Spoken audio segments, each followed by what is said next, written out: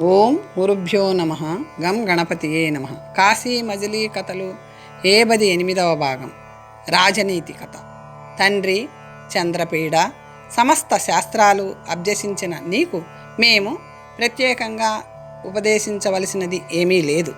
యవ్వనం శరీరానికి స్వభావంతో వస్తుంది. యవ్వనం తమం సూర్యకాంతి చేత కానీ, దీపం వెలుగు వల్ల కానీ, రత్నకాంతుల చేత కానీ పోయేది కాదు. ఐశ్వర్యమదం కూడా అలాంటిదే. దేని వలన పోదు. దర్పదాహం సామాన్యంగా తీరేది కాదు. విషయవాంఛ మంత్రబలంతో పోయేది కాదు. పుట్టకతోనే రాచరికం, అనుపమాన సౌందర్యం, యవ్వనం ఒక్కొక్కటి చాలు అవినయాన్ని రెచ్చగొట్టడానికి. అలాంటిది 3 ఇప్పుడు నీలో ఉన్నాయి. ఇక చెప్పేదేముంది? యవ్వనారంభంలో బుద్ధి కలుషితం కాక మానదు. తరచుగా మునుల దృష్టి రాగంతో కూడుకొని ఉంటుంది. నీ వంటి వారే ఉపదేశానికి అర్హులు. రాజులకు ఉపదేశించే వారుండడం అరుదు. రాజుల మాటలే జనులు ప్రతిధ్వనిలా పలుకుతారు. ధనమదులు గురువుల ఉపదేశాలను వినరు. ధనం చేసే మాయలెన్నో. రాజ్యలక్ష్మి విద్యావంతుడిని చూడనివ్వదు, గుణవంతుణ్ణి దగ్గరకు రానివ్వదు. మంచివాడిని పిచ్చివాడిని వలె వేళాకోళం చేస్తుంది.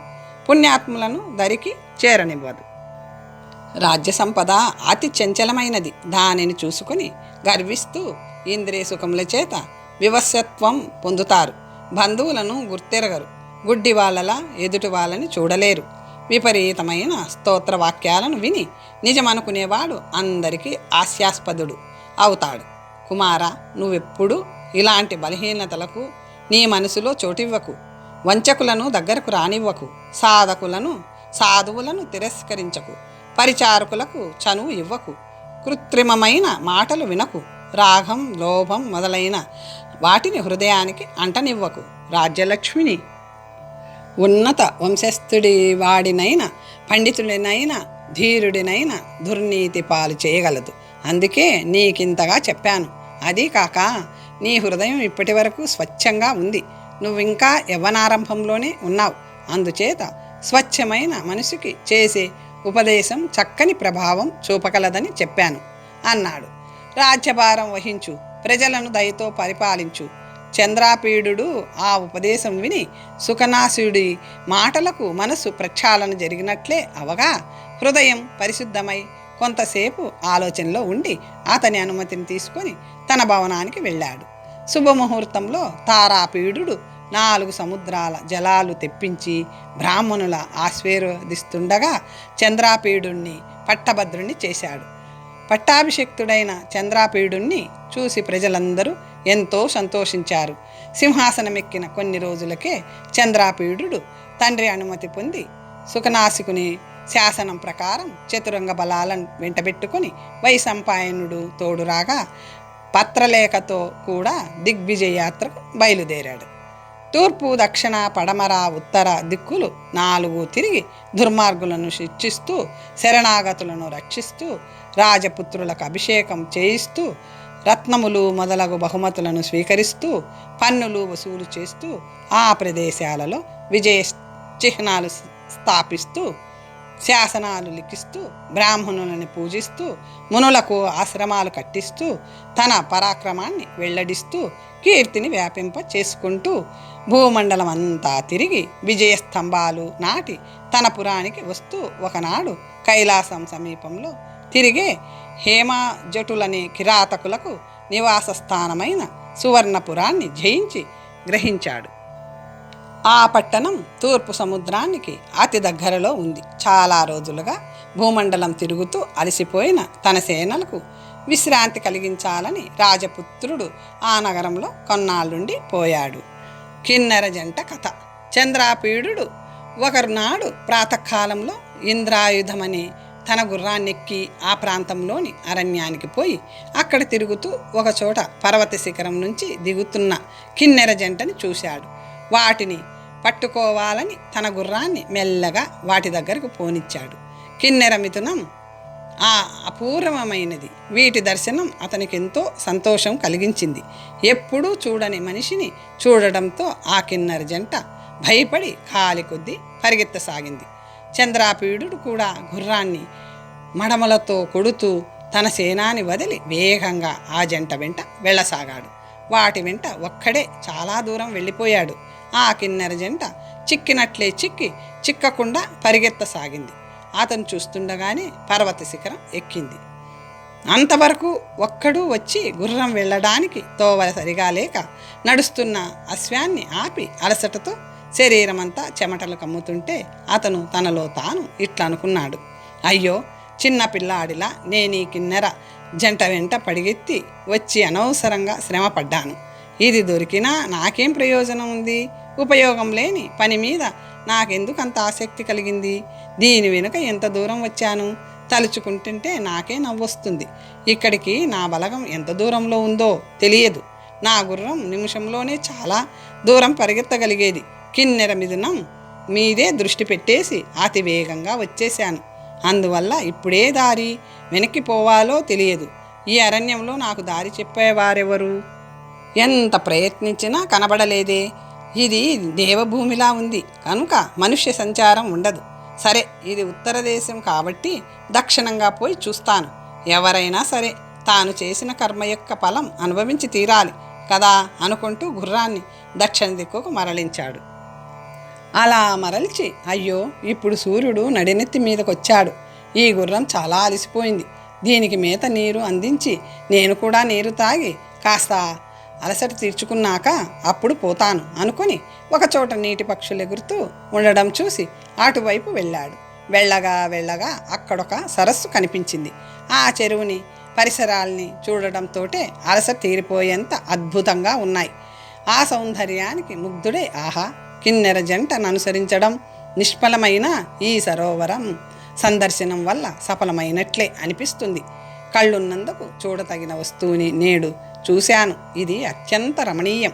దీనిని చూసే కాబోలు భగవంతుడైన వాసుదేవుడు జలశయనాన్ని వదలడం లేదు అని ఎన్నో విధాలుగా ఆ తటాకాన్ని ప్రశంసించాడు. తరువాత అతను అందులోకి దిగి గుర్రానికి నీరు పట్టి ఒక చెట్టు మొదలకి దానిని కట్టి తానే కొంత గడ్డిని తీసుకువచ్చి దానికి వేశాడు. అతను కూడా ఆ నీరు తాగి పరిసర సౌందర్యాన్ని తృప్తి మేర ఆస్వాదించి ఒక రాతి పలక మీద తామర పూలతో కల ఆకులను తోళ్లను దిండుగా పరిచి దాని మీద తల పెట్టుకొని ఉత్తరీయం పరిచి కూర్చున్నాడు. కొంతసేపు అలా కూర్చున్నాక గుర్రం గడ్డి మేయడం మాని చెవులు కిక్కిరించుకొని చూడడం గమనించి ఏమా అనుకునేసరికి అతని ఆ చెవులకు వీణానాదం పోలిన దేవతా సంగీతం వినపడింది. ఇలాంటి ప్రదేశంలో మానవ సంచారమే లేని ఇటువంటి చోట అలాంటి సంగీతానికి కారణమేమిటా అని అతను అటువైపు దృష్టి సారించాడు. కానీ ఏమీ కనిపించలేదు. దానితో అతను గుర్రమెక్కి ఆ దిశగా బయలుదేరాడు. అడవిలేళ్లు దారి చూపుతున్నట్లు ముందు వెళ్తుండగా వాటిని అనుసరించి అతను ఆ తటాకపు పడమటి ఒడ్డున పోసాగాడు. వెళ్ళగా ఉత్తర తీరమందు ఒక మంటపం కనిపించింది. దాని మధ్య తామర పూలచే అర్చించబడిన స్ఫటికలింగం ఒకటి ప్రకాశిస్తూ కనిపించింది. దానికి దక్షిణ భాగంలో ఒక స్త్రీ ఉంది. ఆమె బ్రహ్మాసనం వేసుకొని ఉంది. శరీర కాంతి వెన్నెల్లా తెల్లగా ఉంది. శిరస్సు మీద జటాజూటం ముడివేసుకుంది. ఆమె కుడి చేతిలో దంతపు వీణ ఉంది. గంధర్వ దేవతలా ఆమె పాడుతుంది. ఆమెను చూసి చంద్రాపీడుడు గుర్రం దిగి దానినొక చెట్టుకి కట్టివేసి శరీరం పులకరిస్తుండగా ఆ మహాలింగం వద్దకు వెళ్ళి నమస్కరిస్తూ ఆమెను రెప్పవేయకుండా చూస్తూ ఆమె అందానికి ఆశ్చర్యపోతూ, జంతువులకు కూడా అప్రయత్నంగానే కొన్ని వింతలు కనిపిస్తుంటాయి. నేను వేటకని బయలుదేరాను. కిన్నెర జంట దేవతలు విహరించే చోటు కనిపించాయి. నీటి కోసం వెతుకుతుంటే సరోవరం కనిపించింది. అక్కడ విశ్రాంతి తీసుకుంటుంటే మానవులకు దర్శనం దుర్లభమైన ఈమె కనిపించింది. ఈమె దేవతాశ్రీ అని ఆకారమే చెబుతుంది. మానవ స్త్రీకి ఇంత సౌందర్యము సంగీతము ఉండవు. ఈమె అంతర్ధానం చెందకపోతే ఆమె ఎవరో, ఆమె పేరేమిటో, ఇంత చిన్న వయసులోనే ఇలాగా వ్రతం ఎందుకు పట్టిందో అడుగుతాను అనుకుంటూ మంటపంలో మరో స్తంభం మాటున ఆమె సంగీతం ముగించడం కోసం ఎదురు చూడసాగాడు. కొంతసేపటిలో ఆమె గీతం ముగించి ఆ మహాలింగానికి ప్రదక్షిణం చేస్తూ ఒక మూల ఒదిగి ఉన్న ఓ ఆ రాజకుమారుణ్ణి చూసి అతిథికి స్వాగతం, ఈ మహానుభావుడు ఈ చోటుకు ఎందుకు వచ్చాడో, అతిథి సత్కార మందుకుందుకు లేచి నాతో రావలసి ఉన్నది కదా అంది. ఆ మాటలకి అతను ఆమె తనను అనుగ్రహించినట్లు భావించుకొని భక్తితో నమస్కరిస్తూ, భగవతి, మీ ఆజ్ఞ ప్రకారమే నడుచుకుంటాను అంటూ శిష్యుడిలా వినయం ప్రదర్శిస్తూ ఆమెతో పాటు నడవసాగాడు. మేలే, నన్ను చూసి ఈమె అంతర్ధానమైపోలేదు. తపస్సులకే దుర్లభమైన దివ్య రూపం కలిగిన ఈమె నా యందు ఎలా దాక్షిణ్యం కలుగుతుందో అలా మెలుగుతాను. అడిగితే ఈమె తన వృత్తాంతం చెప్పేటట్లే కనిపిస్తుంది. సమయం చూసి అడుగుతాను అనుకున్నాడు తన మనసులో. చెట్ల నీడల వల్ల పగలు కూడా చీకటిలాగే అనిపించే ఆ మార్గంలో 100 అడుగులు నడిచేసరికి ఒక గుహ కనిపించింది. ఆమె అతనిని గుహ ముందు రాయి మీద కూర్చోమని కనుసైగలతో సూచించింది. వీణనొక చోట పెట్టి ఆకుతో నీరు తెచ్చి ఇచ్చింది. అందుకు భగవతి, ఇంత ఆధారం అక్కర్లేదు, నీ కటాక్షమే నాకు పాపాలన్నీ కడిగివేసింది. ఈ శిష్యుణ్ణి అనుగ్రహించు అన్నాడు. అయినా ఆమె వదలకుండా అతనికి అతిథి సత్కారం చేసింది. అప్పుడు మరొక శిల మీద కూర్చొని అతని రాకకు కారణం అడిగింది. అతను తన వృత్తాంతమంతా చెప్పాడు. అది విని ఆమె భిక్షాపాత్ర పట్టుకొని చెట్ల వద్దకు వెళ్ళి పడిన పండ్లతో దానిని నింపి అతని ముందు ఉంచింది. వృక్షాలు కూడా వినమ్రంగా ఈమె కోసం ఫలాలు రాల్చాయి. తపోబలం అంతటిది కాబోలు అని ఆశ్చర్యపోతూ ఆ ఫలాలను తిని ఆమె అందించిన నీరు తాగి ఆమె కూడా పలహారం చేసి వచ్చే వరకు ఏకాంతంగా కూర్చున్నాడు.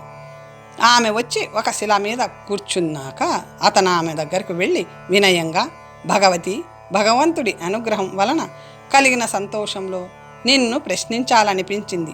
నిన్ను చూసింది మొదలు నాలో కుతూహలం రేకెత్తుతూనే ఉంది. నీ జన్మ వలన ఏ కులము పావనమైంది? ఇంత చిన్న వయసులో ఇలాంటి కఠిన వ్రతం ఎందుకు పట్టావు? సురలోక సౌఖ్యములు వదిలిపెట్టి ఈ అడవిలో ఒంటరిగా ఎందుకు నివసిస్తున్నావు?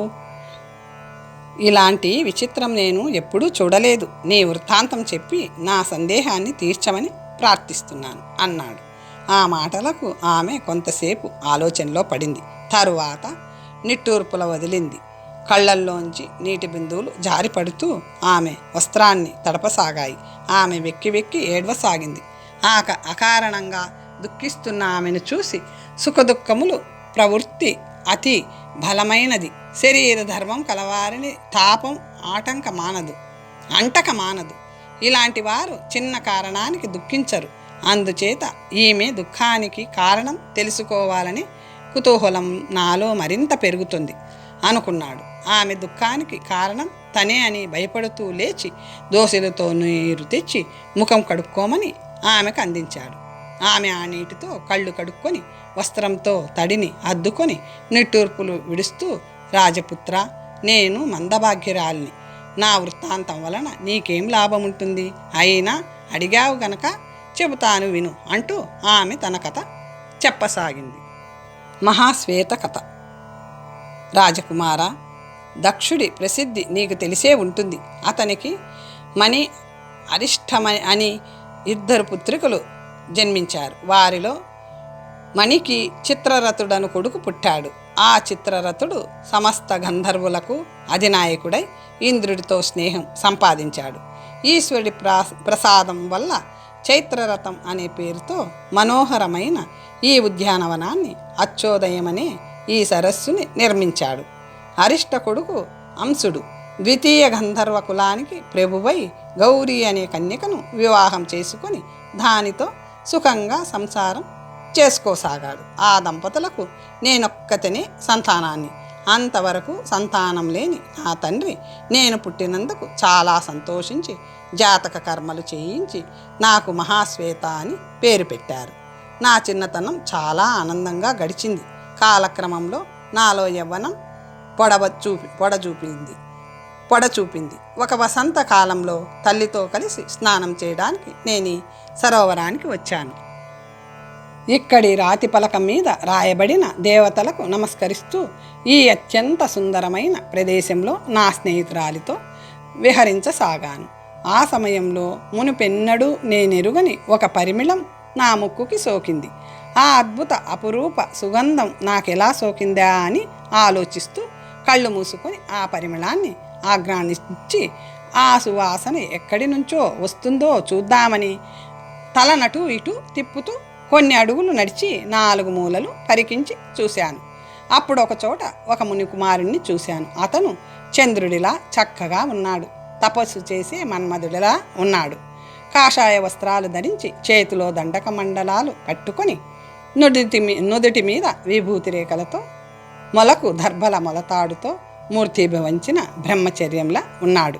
అతను అంతే వయసు కల తాపస కుమారుడితో స్నానానికి వెళ్తున్నాడు.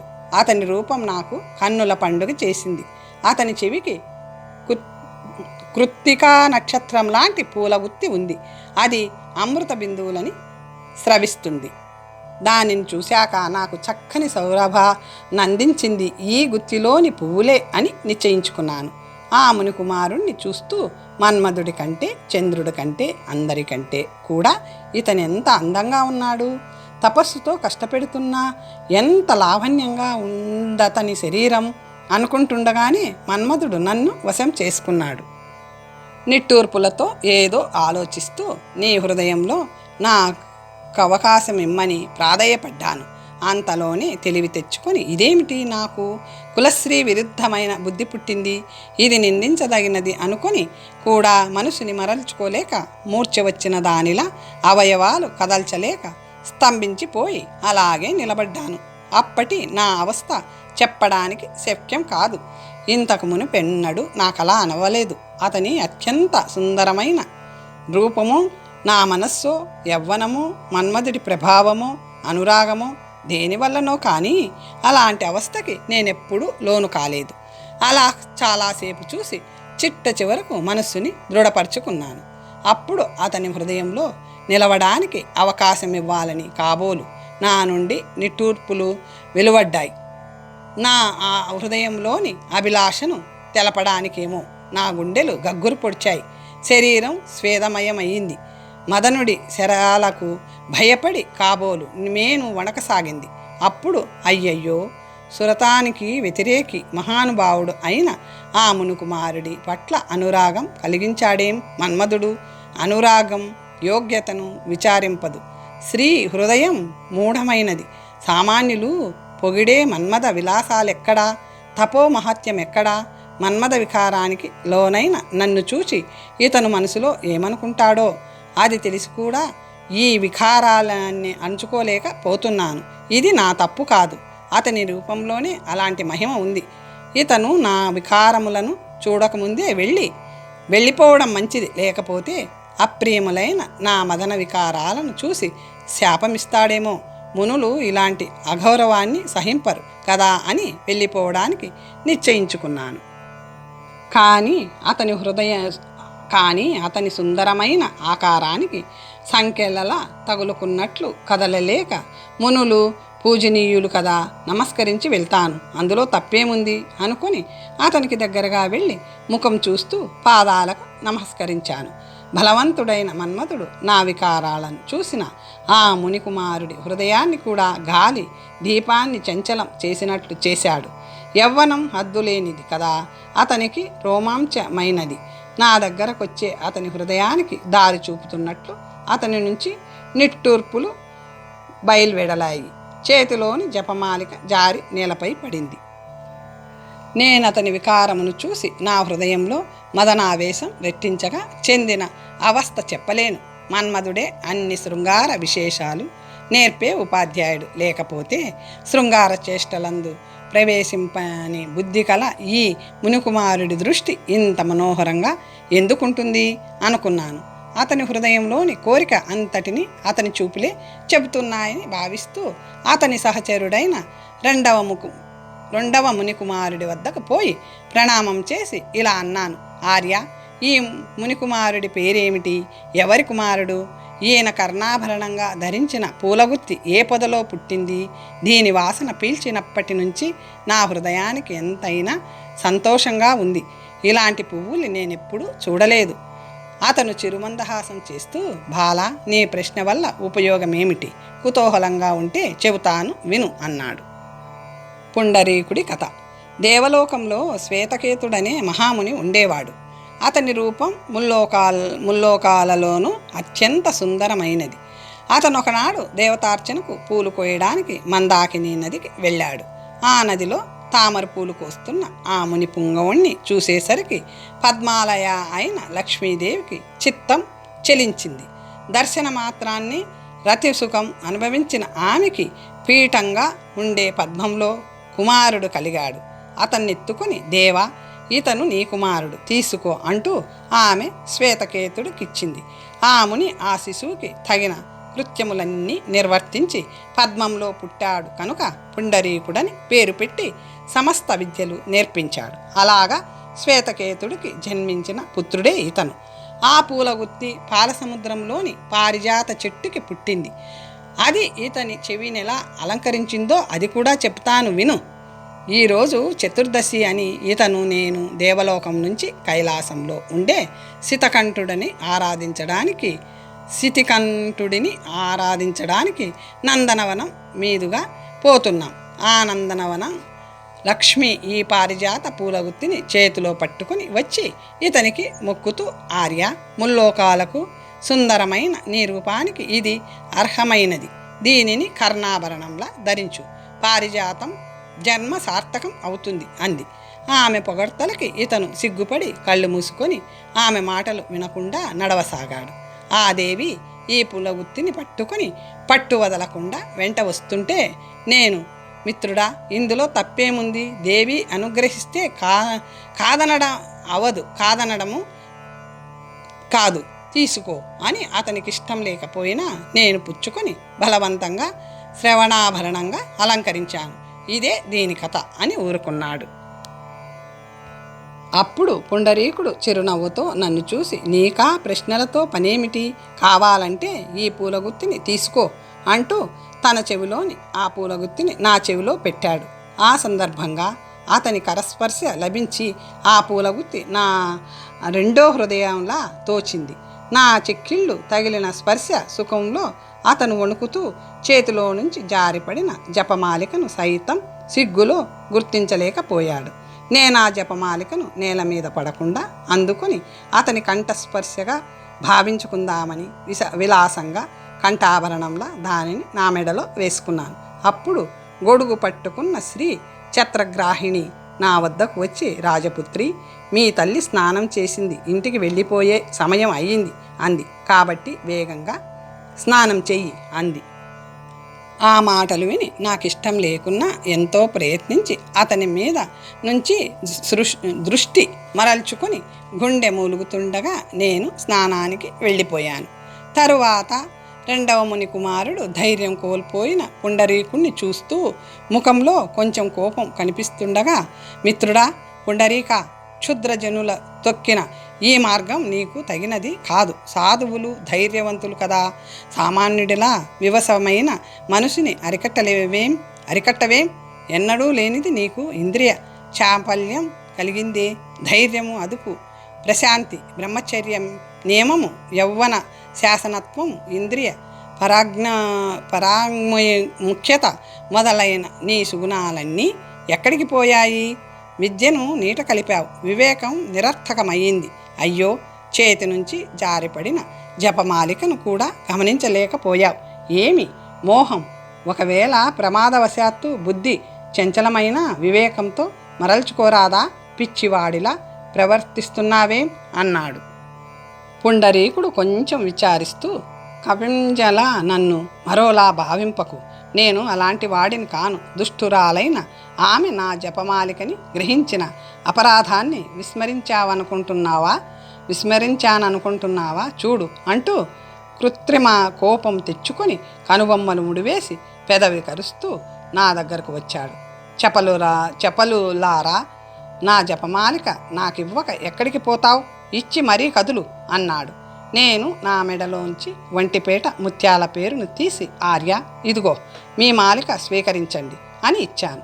నా ముఖం చూస్తూ హృదయం పోగొట్టుకున్న అతని చేతిలో ఆ మాల నుంచి చెమటితో స్నానమైన మళ్ళీ స్నానం చేయడానికి తటాకానికి పోయాను. స్నానం చేసి వెళ్ళలేక భారంగా నా తల్లితో కదిలి ఎలాగో ఇల్లు చేరి అంతఃపురంలో ప్రవేశించి అతన్ని స్మరిస్తూ విరహంలో మునిగి, అయ్యో అక్కడే ఉండక నేను ఇంటికి ఎందుకు వచ్చాను? రాలేదు, నేనక్కడే ఉన్నాను కాదు. ఇది గృహమే కలేమో, కళ్ళు తెరుచుకొనే ఉన్నాయే. కల ఎలా వస్తుందో? ఇది రాత్రా పగలా? ఈ తాపం రోగమేమో. నేనిప్పుడు ఎక్కడున్నాను? ఎక్కడికి పోతాను? ఎవరితో చెప్పుకుంటాను? ఈ బాధకి ప్రతీకారం ఏమిటి అంటూ పిచ్చిదానిలా పలవరిస్తూ అంతఃపురంలోకి ఇతరులు రాకుండా నియమించి ఒక కిటికీ దగ్గర కూర్చొని ఆ దిక్కుని గొప్పదానిగా తలుస్తూ అటు నుంచి గాలి వచ్చినా మనోహరంగా భావించుకుంటూ క్షణమొక యుగంలా గడపసాగాను. అంతలో తాంబూలం అందించే తరళిక వచ్చి నా అవస్థ అంతా చూసి విచారిస్తూ, రాజపుత్రి, ఆ తటాకంలో స్నానం చేసి నన్ను పలకరించకుండా నువ్వు ముందుగా ఇంటికి వచ్చేసావు కదా. నువ్వు వచ్చేశాక ఒక విశేషం జరిగింది, విను.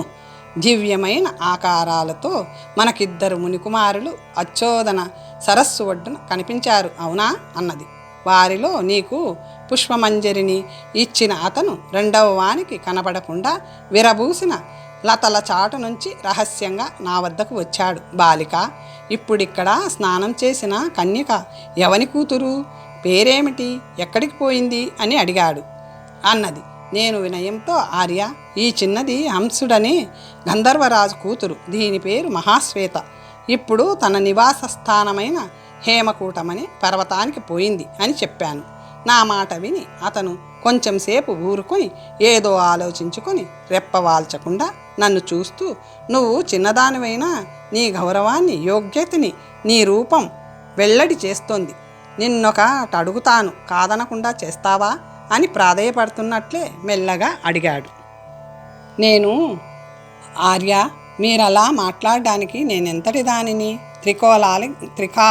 త్రిలోకాలకి పూజ్యనీయులైన మీలాంటి మహాత్ములు మా పూర్వపుణ్యం కొద్దీ కాకపోతే మాలాంటి వారి మీద దృష్ట్యన్న ప్రసరింపచేయరు. ఆజ్ఞాపించండి. ఈ దాసురాలు చేయవలసిన పనేమిటో దయచేసి చెప్పండి.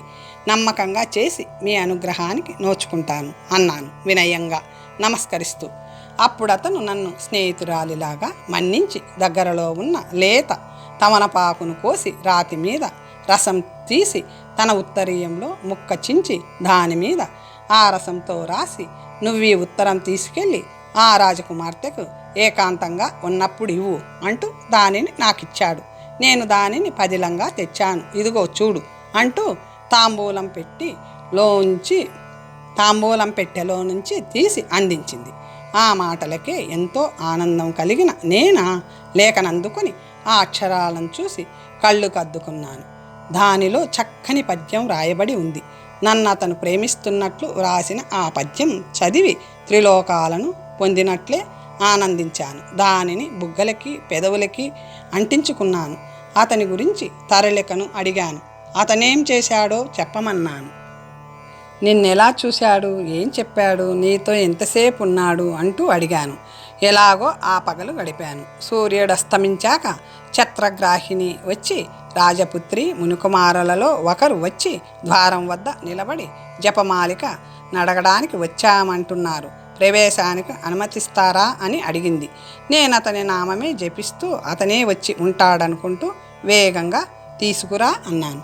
అది వెళ్ళి మునికుమారుడి స్నేహితుడైన కపింజలుడిని తీసుకువచ్చింది. అతను విచారంగా ఉన్నట్లు కనిపించాడు. అప్పుడు నేను లేచి నమస్కరించి స్వయంగా పీఠం తెచ్చి వేశాను. అతను వద్దంటున్నా బలవంతంగా అతని పాదాలు కడిగి తుడిచాను. అతనికి దగ్గరగా కూర్చున్నాను.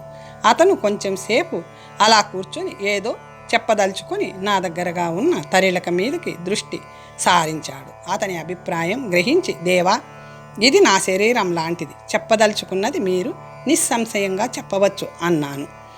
అప్పుడు అతను, రాజపుత్రి, ఏమని చెప్పేది? సిగ్గుతో నాకు మాట పెగలడం లేదు. కందమూలాలు తింటూ ప్రశాంతంగా అడవులలో తిరిగే మునిజనం ఎక్కడా? మన్మథ విలాసములెక్కడా? అంతా విపరీతంగానే ఉంది. దైవమేం చేయడానికి సంకల్పించాడో చూడు. నా సందేశం చెప్పడం కంటే మరో ఉపాయం కనపడలేదు. ప్రాణత్యాగం చేసైనా మిత్రుణ్ణి రక్షించాలంటారు, విను. నీ ముందు నేనతనిని అలా నిష్ఠూరాలాడి అక్కడ ఉండక మరో చోటికి పోయాను. తరువాత నువ్వు వెళ్ళిపోయావు. ఇతనేం చేస్తున్నాడో చూద్దామని నేను మళ్ళీ వచ్చి కొమ్మల సందులో నుంచి చూశాను. అక్కడెక్కడా అతను కనబడలేదు. మేమిద్దరం పుట్టాక ఒక క్షణమైనా ఒకరినొకరం వదిలి ఉండలేదు. అందుచేత నా హృదయం తడబాటు పడుతుంటే అయ్యో, నా మిత్రుడు మన్మథ వికారంలో ఆమె వెంట పోయి తిరిగి నా వద్దకు రావడానికి సిగ్గుపడుతూ